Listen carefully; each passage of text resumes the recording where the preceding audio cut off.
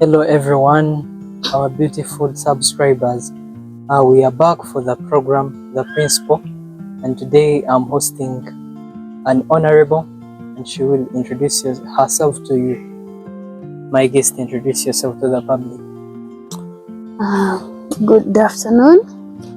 My name is Kankunda Donita, the 91st Guild representative and same time working as the Guild Minister for Students with Disabilities at Makerere University. I'm glad to be hosted here. All right, that's her brief introduction, and we shall interview her about her success at Makerere University, and she will tell us her journey and how she has come this far to count it as a success. Honorable Donita, tell us how you came to Makerere and your journey briefly, and how it has affected you as a visually impaired student, and how did you come to decide to take Bachelor's of Education while at Makerere University? First of all, how I came to come to Makerere, it was a great honor. I was from a very deep school in the village called St. Peter's Katukuru, which teaches both the visually impaired and other students. But I was glad that I was chosen and I emerged as the best student at their school who performed well that year. And I got a government scholarship, came to Makerere. Coming to Makerere, you can imagine from the village, you've come now to Kampala, a new environment where I never knew anyone. And it was unfortunate that I came on a direct entry, not disability scheme. So I never had a room where to sleep. And I could not even manage to live out because I'm not good on using the road site. Now what I did, I went to the dean's office. I said, I'm not living here. That was my first challenge. I said, I'm not living here because I don't have anywhere to sleep. So you have to get for me a place. She maneuvered, got for me a room. Room was not so good, but I maneuvered in my year one. Then I decided, I said, I'm going to fight for our rights. First of all, it was a journey for me. Already the policies were there, but we needed now to implement them. We needed to see that those policies in Makerere University that help people with disabilities are implemented. So first of all, I became the coordinator of people with disabilities at College of Education in my year one. That's nice. Then I started implementing our policies. I said now exams, what? People were not aware. They don't know that we have different categories in visual. They know that blind, you have not to be seeing anything. So I suffered in class, accessing the information. Everywhere I could go, they tell me, I've never had a such situation about you. But keeping more awareness to them, they learned how best they can help us. And from there, I became the speaker for Makerere Disabled Student Association in my year one, second semester. So there now I started speaking. So your greatness is of long time ago. It's of long time. Yeah. Ever since you reached Makerere, you have been in leadership. I've been in leadership. That's so nice. I think that's what paved your way to ministership. Yeah. Okay, in your role as a minister at Makerere University for students of special needs, what are the incentives, what programs have you brought in place that have helped these people of the same kind, people with disabilities? Like I told you that I said my first goal was, after the struggles I passed through, I said I'm going to make sure that the policies which are already there shall be implemented. So I started with the exam policy, where people with impairment are supposed to be added 45 minutes. I made sure that that policy is implemented in Makerere University, which has paved a good life to us. And I continued, made sure that all students with impairments, provided you're on private, not any scheme you've come on, you're supposed to be accommodated inside the university.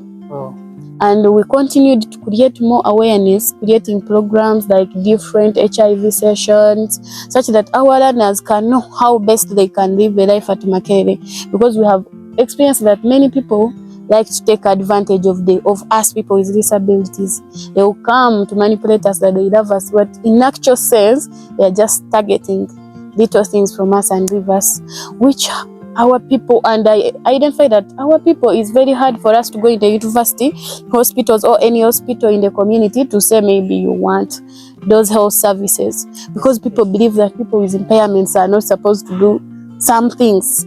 So that's where we say that we are going to create awareness on health initiatives, and also we continue that to make sure that through Makerere we host it and buy more items for people with impairments to use, like through we have started the support unity.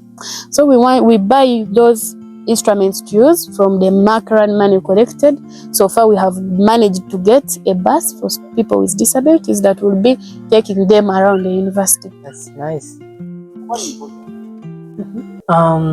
Yeah, that's a great achievement. But then we talked about the health of persons with disabilities.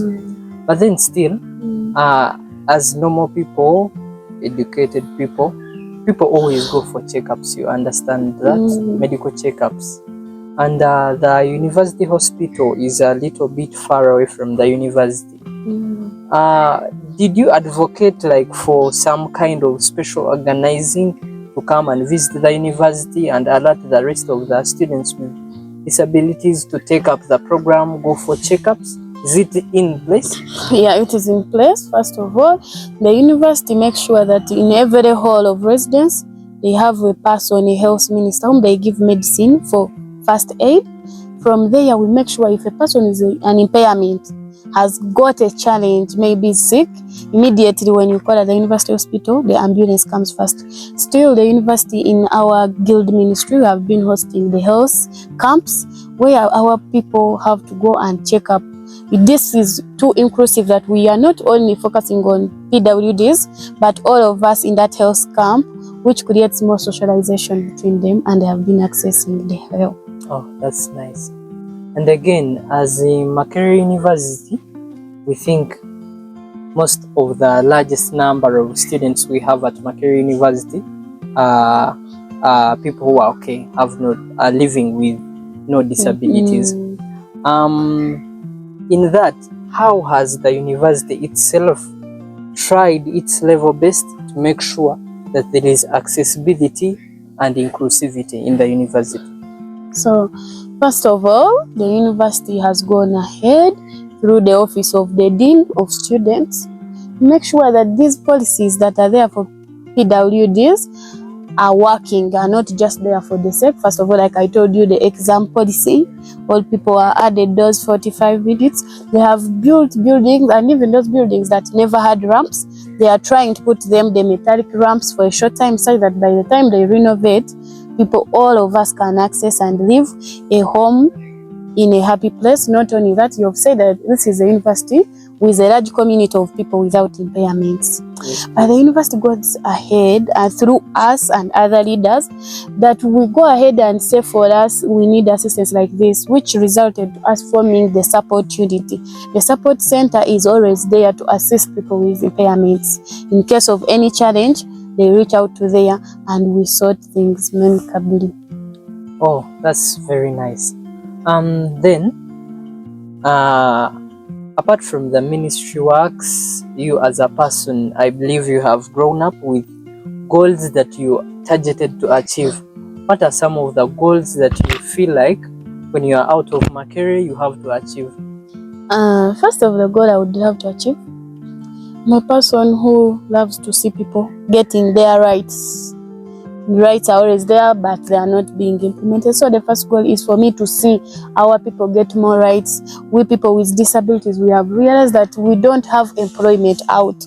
We come here, we study, we get degrees, but different companies are not planning to employ us because they feel they are going to employ two people in one, which has created a lot of unemployment. So in my programs, I would wish, actually I'm planning to start a circle where it will be for PWDs, and this will not only say that they have to invest in money, because we have realized that people with disabilities don't have employment opportunities. Yes, so we are going to go ahead, create projects like weaving.